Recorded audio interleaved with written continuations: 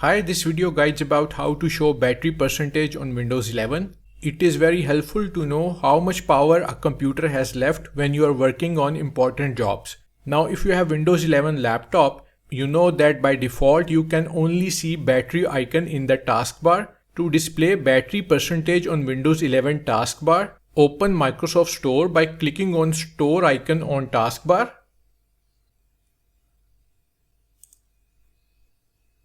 Here search for battery percentage icon. Battery percentage icon, this is our app, so click on it, click on get. Starting download. Installation is finished now, click on open. So if we go back to desktop, you can see battery percentage icon on taskbar. It shows 60% of battery remaining. So that's how to show battery percentage on Windows 11. I hope you like this video. Don't forget to like and subscribe to my channel for more useful content like this. Thanks for watching.